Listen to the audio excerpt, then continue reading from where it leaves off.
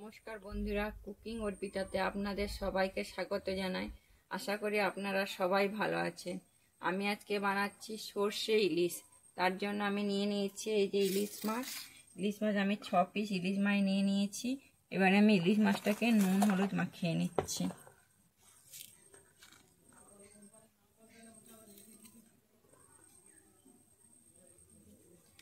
নুন হলুদ মাখিয়ে নিচ্ছি, ভালো করে আমি নুন হলুদ মাখিয়ে নিলাম।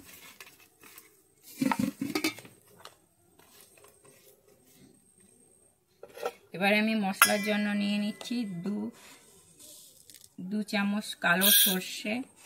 আপনাদের কাছে যদি কালো সর্ষে না থাকে তাহলে সাদা সর্ষে দিয়ে করতে পারেন। আমি এতে একটুখানি হলুদ আর একটুখানি নুন দিয়ে আমি সর্ষেটাকে বেটে নিচ্ছি, যাতে সর্ষেটা তেতো না লাগে।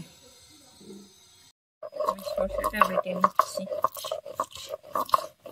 সর্ষেটাকে ছেঁকে নিচ্ছি। এইভাবে ছেঁকে নিলে সর্ষের যে খোসাগুলো যায় না এবং তরকারিটা খেতে খুব সুস্বাদু লাগে।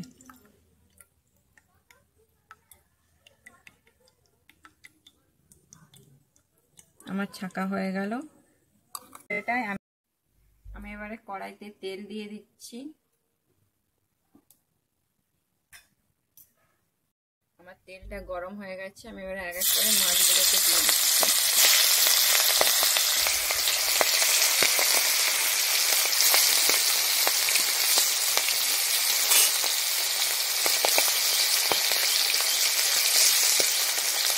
মাছটা দিয়ে আমি হালকা করে শুধু ভেজে নিচ্ছি।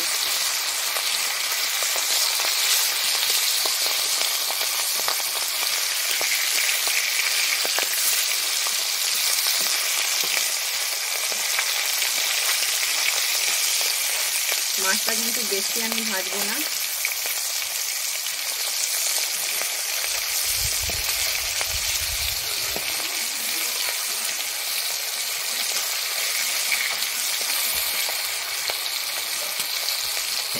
উল্টে নিয়েছি, এবারে আমি নামিয়ে নিচ্ছি।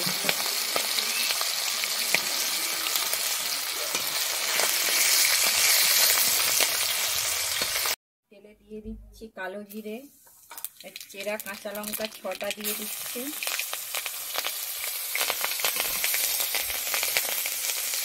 এবার একটু দিয়ে দিচ্ছি কাশ্মীরি লঙ্কার গুঁড়ো।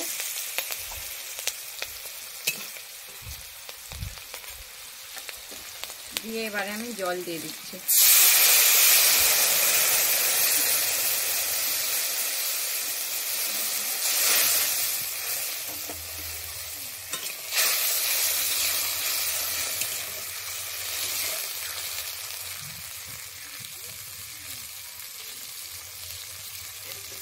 এবারে আমি একে একে মাছটা দিয়ে দিচ্ছি।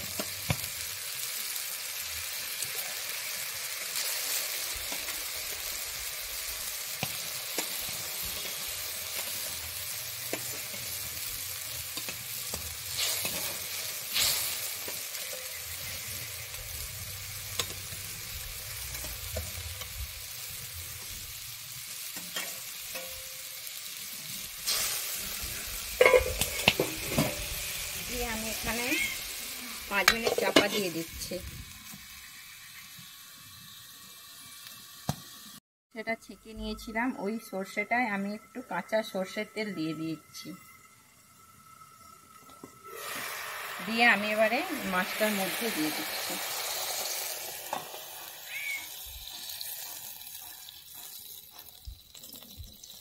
আমি এখানে আর একটু কাঁচা লঙ্কা দিয়ে দিচ্ছি।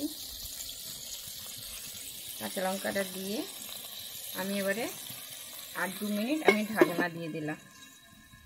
নুন দিয়ে দিচ্ছি, যাতে আমার সরষাটা বাটার সময় আমি নুন দিয়েছিলাম, তাই জন্য আমি একটু অল্প পরিমাণে নুন দিয়ে দিচ্ছি। নুন দিয়ে আমি আবার এটাকে ঢেকে দিচ্ছি। ঢাকাটা তুলে নিচ্ছি, নিয়ে আমি দিয়ে দিচ্ছি 2 চামচ সরষের তেল।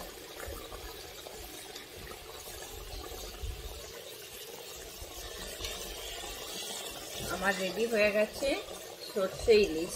আমি এবার নামিয়ে নিচ্ছি। যদি এই রেসিপিটা আপনাদের ভালো লেগে থাকে তাহলে অবশ্যই আমার চ্যানেলে লাইক, শেয়ার, কমেন্ট এবং একটা সাবস্ক্রাইব করে দেবেন এবং পাশে থাকা বেল আইকনটি প্রেস করে দেবেন।